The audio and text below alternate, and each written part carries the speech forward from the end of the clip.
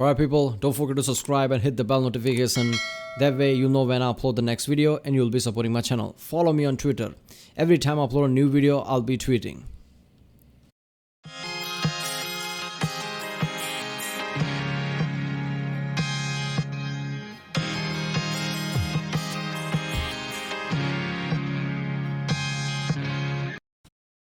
Ladies and gents, CG Rex, and this is Outward Review, Prepare to Fry Trademark Edition by the channel ssethtzeentach. Quebec 2020 GDP growth forecast has increased to 2.1%. What does that have to do with this? This game is from 2019. Okay. This is famous video from him, 3.4 million views, so I guess it's gonna be good. Yeah, we'll see. Remember, if you like my reaction, don't forget to like and subscribe so I know which type of videos to react to more. Check out other reactions I did. There's a link in the description. Check out the cards with the ink cards. Yeah, let's watch it. Hey people, Seth here. Today, I'll be playing a video game. Usually, I don't. Have you ever wanted to survive a Russian winter using nothing but jam and herbal tea, traverse the desert during the day in the holy month of Ramadan, and die of heat stroke because you forgot to wear your turban, or lose private property to the state because the state finds you guilty of being alive? Welcome to Outward, which came out in March 2019. Could have fooled me because it feels like it came out of early access in March 2020. I'm kidding, Guillaume. It's actually pretty great, unlike French Canada, which refuses to join the 21st century. In Outward, you run hundreds of miles while not moving at all in real life, but also you play a shipwreck survivor in a relatable setting. You're broke, you're hideously deformed, and you're about to be homeless. As such, there's no better time to explore the mysteries of a great wide world, which is filled to the brim with experiences and adventures you won't forget. Or, in my case, you're gonna step out the front door of your village, get assaulted by goons, and get pressed into a life of heavy labor in the coal mines, where the dominant government is a strict meritocracy, standing by the noble principles of you don't work, you don't eat. Also, we got free drinking water. Oh, okay. I can already see a trend here. This is, I guess, more somewhat like an Elder Scrolls type of game, but older one, like Morrowind or something, right? And I understand that, you know, as soon as you leave the town, a loading screen appears and then suddenly all enemies are there. But then again, let's be honest, the word goodbye comes from that, right? As soon as you leave the town in the olden times, God be with you. Because as soon as you leave any city or any city walls, that's it, you could die instantly. The tapeworms inside it is completely optional. There's a lot to do in this game. Go fishing and catch yourself a nice pair of shoes. Get chased by wild poultry. Look back behind you and see the same poultry get chased by wild hyenas instead. Mine natural rock formations. Get attacked by unnatural rock formations. Acquire salt from the ground and from the tears of your enemies as you lure an entire bandit fortress into several miles of tripwire. Cure every disease by boiling beetles in hot liquid and calling it tea. Enjoy the weather in moderation. Enjoy the extensive lore and backplot. Just kidding, there's almost none. Enjoy dying in the hallowed... Wow, the last 4 seconds almost sold me to this game. Look at the different type of maps and terrains. This is awesome. Enjoy the weather in moderation. Enjoy... Yeah, look at that. This is epic. Enjoy the extensive lore and backplot. Towns and everything. Kidding, there's almost none. Enjoy dying in the hallowed marsh because you accidentally clipped out of a collision box. Hope you didn't start the game on hardcore because there's a 1 in 5 Russian roulette gamble that your save game just got permanently deleted. Pick up a bow and quickscope your enemies. Remember to crouch so they don't see you. Don't worry, every enemy has to spend 1 spinal injury to process what's going on. Then they use the second arrow embedded in their chest to calculate the directional velocity vector of where those arrows might be coming from. Realize that enemies are pretending to be dead. Why else does this chicken keep screaming each time I beat its corpse? Explore new and amazing cave systems. Fun fact, they're pitch black. Wait a minute, is that some kind of bug or a real feature of the AI? If you shoot somebody with an arrow, of course, first time you're gonna shoot it, second time they're gonna dodge or something. I love this shit. Then this is not just some Elder Scrolls game, it's a better Elder Scrolls game, at least by AI standards.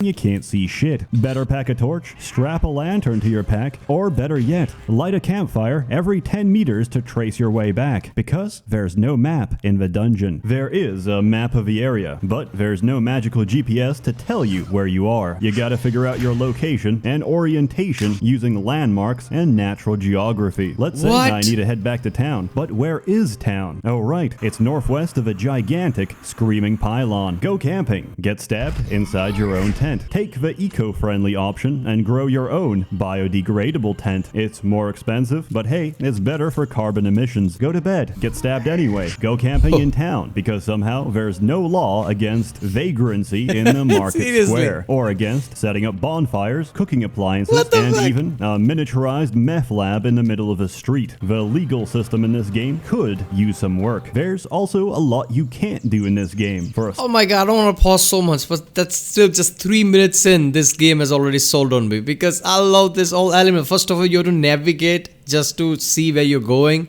right? I mean, this is just incredible. All that tenting and stuff. The game looks so good too. I don't know, some maps looks like, okay, graphics could be, graphics could use a bit of work here, but then again, other scenes and maps are like, oh, this looks epic.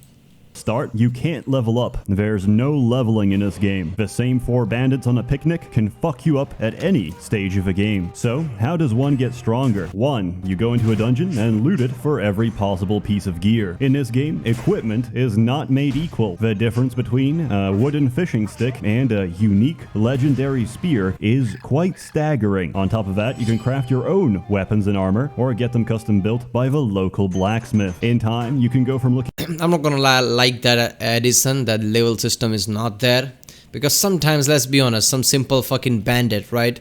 You upgrade your weapon, make a sick looking weapons with the enchantment and whatever magic and shit. Then you come across level 40 simple bandits with a fucking whatever raggedy ass armor, but he's a level 40, so he's supposed to fuck you up. It just feels weird. Like, come on, man. All this shiny looking armor, what this fucking raggedy ass looking bandit is fucking me up. Come on. homeless and malnourished to looking like this. These are achievable natty gains, dictated only by how much time and money you're willing to spend. There's a lot of different weapons with their own attack patterns, each having their own strengths and weaknesses depending on the enemy. 2. Skills. There's abilities, both actively and passively aggressive, taught to you by different trainers across the world. You can learn everything in the bottom half of each skill tree, but if you want to master the profession, you'll need to spend a breakthrough point, and you only get 3 of these per character. Combining certain skills and gear lets you roleplay a specific class, anything from a warrior to a holy warrior to an archer, a spellcaster, or even a pizza delivery boy. The possibilities are rather limited actually, but hey, it's there. Don't mind me, I'm just regretting my decision to run nothing but pistols, forgetting that these are 17th century single-use flintlock pistols that take an entire lunch break to properly load, all for the luxury of being able to do this. I didn't bring an antidote. And 3, the most important of all, food. Winning fights is all about what you put inside your mouth. Real champions. How the fuck this game is not famous? Is there something that I'm missing? Is there some real fault to this game? His story sucks so bad? Or is there some kind of a massive bug or something? Because the game looks incredible so far. Everything about this game is fucking epic. Making an open world RPG style game is not a joke. But if somebody pulls it off like this, how is this not famous? How the fuck I don't know about this? 20 years ago, if this game were made, I'm not talking about, the mechanical and graphical advantage. Let's say the game looks also 20 years old with everything. But all the things that they created, right? If they created the same way in 2001, 2002, this game would have been as famous as Elder Scrolls or something. I feel like in today's time, all these great games are being made and nobody's paying attention because everything has become mainstream so far. Everybody just looks to Bethesda and some major companies, and nobody even pays attention to any good games that's come out.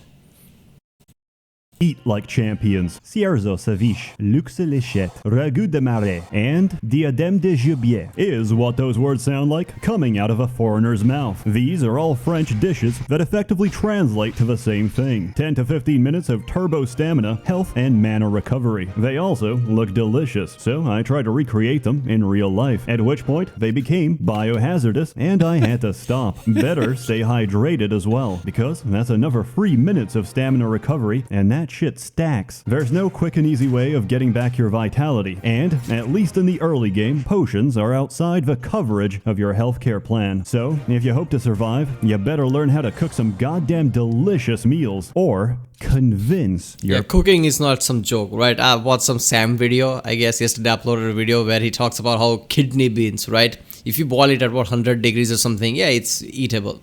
If you don't boil it, it's poisonous. It will fuck you up. It has cyanide or something in it. But if you boil it at 70 degrees, it makes it even more dangerous. Like, this is just one kidney bean. God knows how many other foods are like that you have to know specific like that. So people are just like, oh, this is food. Let's just make some kind of a recipe and do it, whatever. So some people might be like, okay, you know what? I don't want to ruin the proteins and some nutrients from it, so I'm not going to boil it too much. That guy is fucked if something like kidney beans is concerned. So when it comes to food, I guess games should put features like, okay, you should know how to cook, right? If you don't, it'll be extremely poisonous. Partner to do it instead. Also, losing your health and stamina will slowly burn it for the rest of the day, which means the longer you exert yourself, the weaker you become. There's only two ways about this: sleeping and drinking fuck tons of tea, which is a temporary solution at best, since Monster Energy will only be craftable in the upcoming expansion. For now, there's no such thing as caffeine. The safest option is sleeping in town, but tea more is often caffeine. than not, you'll have to camp in the wilderness or at the bottom of some disgusting pit with no natural sunlight, which most of us refer to as miscellaneous dungeon number 7. That may sound spooky until you realize high quality tents give you even more obscene stat bonuses, and getting I feel like a child right now. spooky until With you... all, oh, look at that, look at the sun. Is it sunset? I can't even see, is it east or what? It's west, right? I can see somewhat W. Is it sunset? And oh my god, look at the tent and the hill. This scene is incredible. Oh, I love this. High quality tents give you even more obscene stat bonuses, and getting ambushed is just free money. Outward is an open world RPG, which really focuses on the open world and vaguely remembers that role-playing has something to do with fashion. Outward takes place during the Old Testament, and as such, besides paying your blood debt to a dysfunctional tribal society, it doesn't give you much reason or motivation for doing anything. Just collect berries, make jam, reproduce, and die. If you keep your house, there's no more payments. If you don't, then just progress the story. Spoiler, you get back at your tribe anyway. Oh, what's that? A group of local warlords are planning to invade, and they're gonna teach everyone living here the meaning of the word gaping hole. I am incredibly invested in securing the future and livelihood of this backwater fishing village. However, I was too slow. Shame on me for packing 50 kilos of Weetabix. My home is destroyed. What a sad loss of life. Also, I don't owe money anymore because everyone is dead. This game has a hard time making me give a shit about the plot or any of the characters. The entire story is told to you through several lines of dialogue. I've read erotic fanfiction with a higher word count than this entire game. The dialogue... See, this is one thing I don't understand, right? After playing a million mods from Skyrim, one thing I realized that even fans can create dialogues, right? There are certain... I don't know, in Skyrim there's this mod for Serena, right? Which has a shit ton of mods, and there are literal companions that somebody made, right? But it has more dialogues than all the companions combined in Skyrim. And this is just ridiculous. How can you have thousands of lines, some fan in his, I guess, basement with some PC and some friends can create that, and any developers with any money can create some dialogues, man. I guess this was deliberate. I mean, they could have created dialogues, but they chose this kind of setup or something for more traditional feel from it. I don't know. They should have created some dialogue, right? I mean, how hard can that be? Finding some people to create dialogues, even if dialogues doesn't sound good, just having dialogue is fine. I mean, in today's culture, right, where people, I don't know, play YouTube in one window and play porn or something in one window and barely pay attention to anything, right? asking people to actually read all the dialogues is kind of a strong thing. So I guess that could be one of the reasons why people are like, I don't know. That's, to me, being an RPG fan for a long time.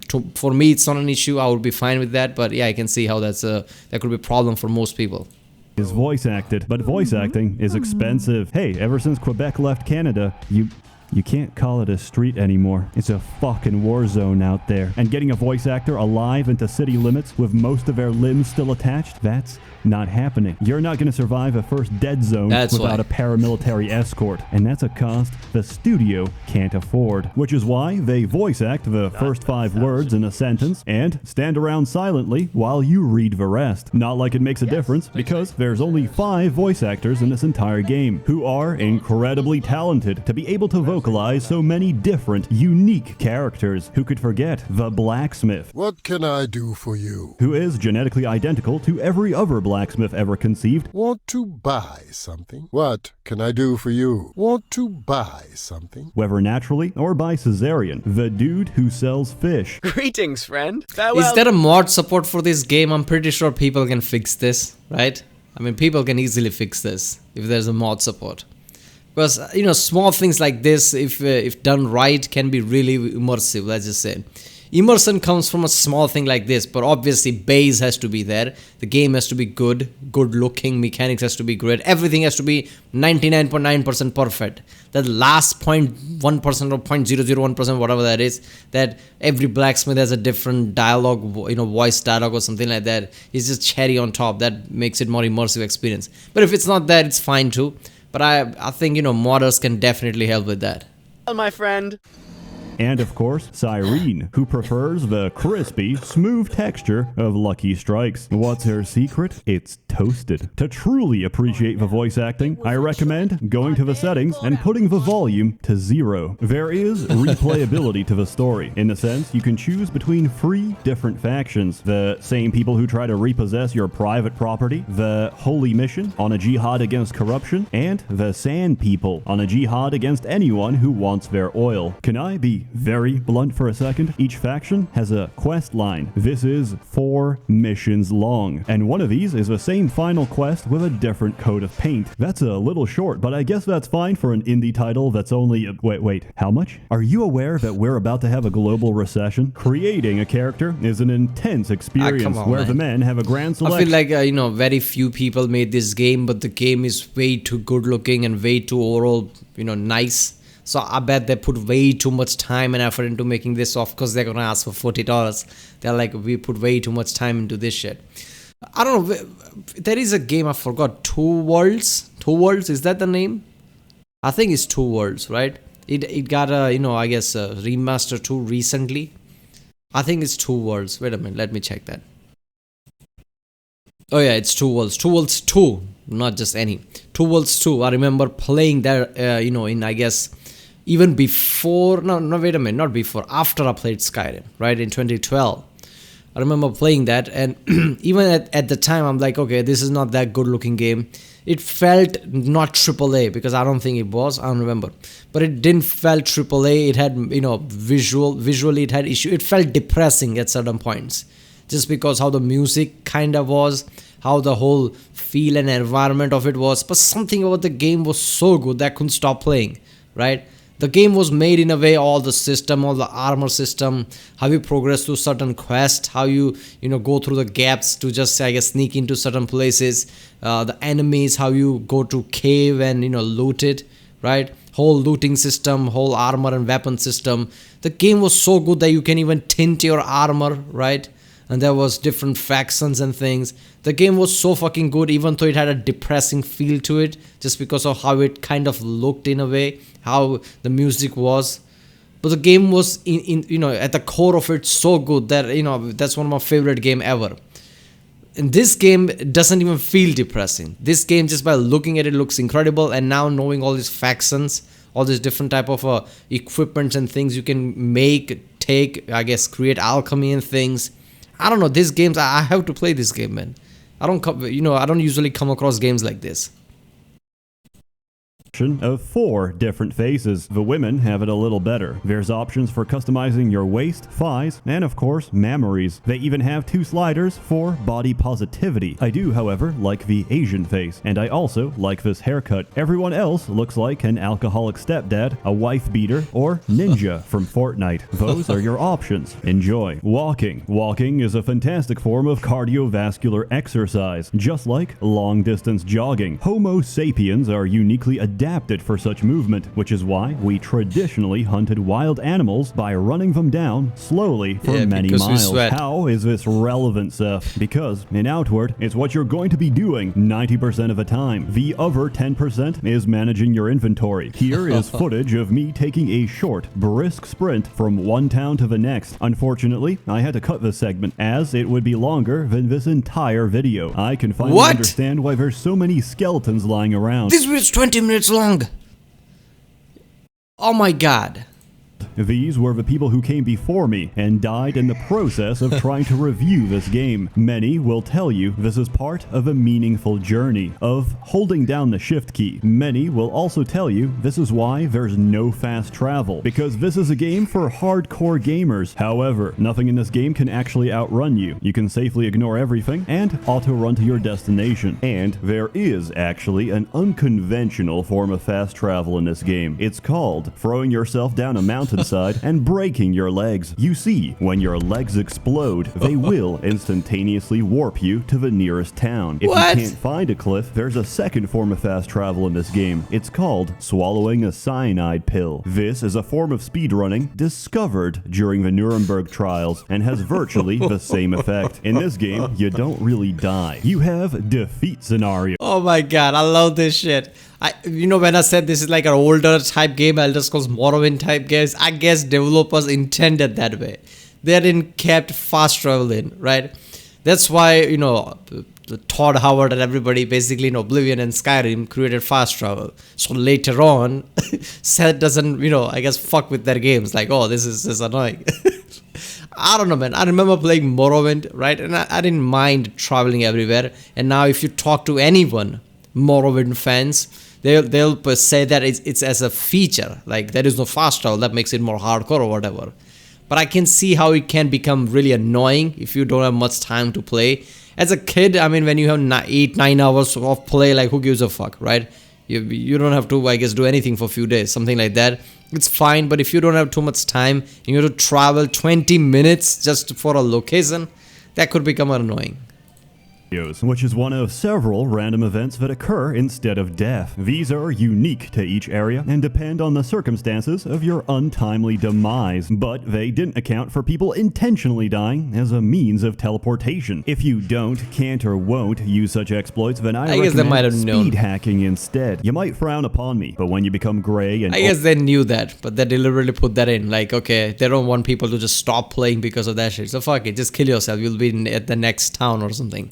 And your grandson asks you, "Grandpa, what did you do with all your time?" And you answer, "I spent the entirety of my youth holding down the shift key." He'll look back at you, teary-eyed, and say, "Granddad, this is why we don't visit you. Tomorrow, I'm pulling the plug. Get fucked." I did have some memorable experiences in Outward. It's very beautiful, and the soundtrack is amazing. But if you want a real cinematic experience, turn on motion blur and let your eyes glaze over. There's still a lack of dialogue in this game, so I have to roleplay to fully immerse myself. Yeah, any PC player that's been PC player for a long time frowns upon any motion blur. Anybody plays with motion blur and everybody just looks at him angrily like, why the fuck are you playing with motion blur? Sometimes I stand around the giant village pretending that I'm a small boy helping out the kebab stand for my Albanian father. Exploring is a measured, careful experience since you'll often get overwhelmed by enemies unless you come prepared. Luckily, I can always tell what's out there because they always spawn into existence T-posing in the middle of the sky. I find this very entertaining. In this game, there's no such thing as over-prepared, only the fine line between survival and death. I took that advice to heart, and I've never Weapon is actually seen a ridiculous. boss fight in this entire game. All I could ever see was a fade to black, followed by the sounds of multiple explosions. You see, most of the skill trees are generally interesting, but then there's Rogue Engineer, which lets you do this. I have spent the entirety of my game time breaking the game with pressure plate traps. As such, I have no idea how combat works. I only know how many pressure plates part are of the game, necessary though. for each encounter. The answer to which is, how much space do you have? I did hear people call combat clunky, and I sympathize, because the range on those fucking daggers I can imagine the character being as that V from Metal Gear Rising, right? Just reading the book like, oh, I can't be bothered with training and weapons and swords and shit. Here's some traps. is about the length of a toddler's arm, so I really recommend using two-handed weapons instead. They swing harder, but most importantly, they swing wider, so you're more likely to clip something in the face, even if they're dodging. Oh yeah, this game's got a great combat system, because it's broken. There's nothing to explain, except don't get hit, or you'll get stun-locked and die. It's pure cheese, and the same works on your enemies. You smack them hard enough until they fall, and then you beat the shit out of them as they try to get up. For Is that really broken? I mean, is it realistic? If you give somebody concussion, stun them, right? I mean, there's a high chance that they will never, be normal. If you just hit the shit out of them, they're gonna be, down, I guess. I mean, as a game mechanic, sure, that feels broken. I guess they should have put some kind of a feature in that makes people harder to stun or something.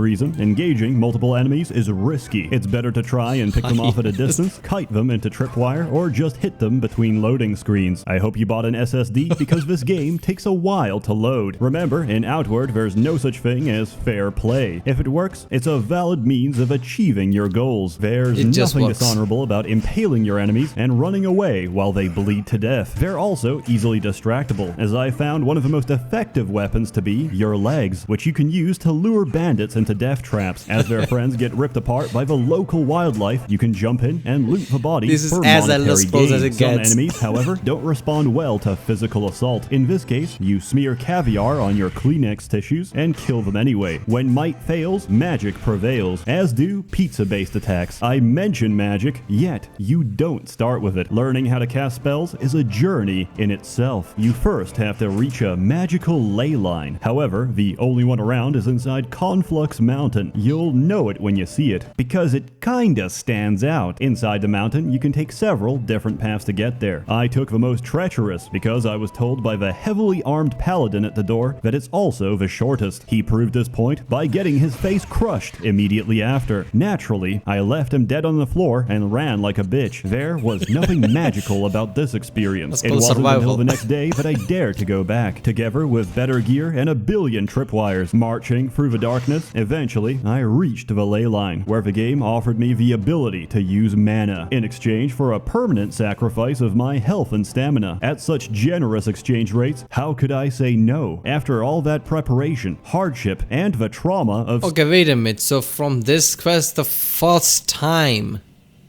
you can use mana, otherwise you couldn't have. Is that it? So this is the first time you unlock magic through a quest type of thing? Oh, this is so good. How could I say no? After all that preparation, hardship, and the trauma of seeing a man get ripped apart in front of me, I got the ability to cast this piece of shit. Have I been scammed? What? No, not at all. Well, maybe, but the sacrifice is permanent, so let's just accept that I made a mistake. In this game, you can find more magic, can't you? Own, but combined together become incredibly potent. If I first inscribe a sigil of fire on the floor, which requires the use of expensive reagents, any spark I cast turns into a fucking fireball. Holy shit, you can learn a bunch of unrelated spells only to find out their synergy much later. For example, I never understood the point of Reveal Soul until I realized it also works with spark. Goodbye mana potions. Hello, consuming a dead man's soul for free mana. And when I don't want to consume, I cast Conjuration and enslave him to be my undead follower. If I get into rune magic, the runes do nothing, but when two are strung together in sequence, produce different effects. If I train on to learn arcane syntax, I get to use the more powerful 4-word sequences instead. Or if I join the Cabal of Wind, I can summon a Sigil of Wind, provided I've activated the regional totem, because the 5 winds won't listen if they don't know you. Inside, sparks become thunder, conjuration explosion cooks the area, and any bullet I load into my pistol turns into this. Now, there is a problem Oh with my this god, system. so basically that quest gives you magic and just give you one shitty magic to do. But that's not a one shitty magic, that's the base of things.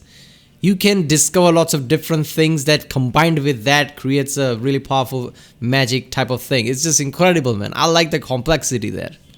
Oh, this game is good. There's a lot of abilities, a lot of Wait a minute, what? skills, many of them which can and should be combined because that's what we're told to do. It's what the game encourages, but you can't. The reason for this is you only get 8 quick slots. That's a grand total of 8 different hotkeys in a game where you frequently need about twice that number. There are mods to fix this, but they break on every patch. I know this game is designed for consoles, but hear me out. They're not to blame. You know who is? The French Fucking consoles. Canadians. Why the fuck is there no button to toggle the hotkeys? Just add an extra key. Come on, there's space for it. Final Fantasy XIV managed to do it, and they did it on a brick, which has 2 buttons welded together in concrete. Please, Guillaume, hear my This in plea. PS4. Please. I even pronounced your name correctly this time. For everything bad I said, there's also good. It's called 2-player co-op, and it completely rescues the game. Outward is one of the only modern games with local split-screen co-op. This is stuff straight out I don't even know if Seth dissed the game or something, because as soon as I saw this setup, right, this type of setup, open world, this kind of a fantasy type of setting, all these different features, my mind just goes into different setting that I don't hear any criticism from there. Oh, look at that. Oh, look at how pretty that looks. Oh, look at all these features. This game is incredible. Seth makes some jokes that how shitty a certain point is. I don't even hear that.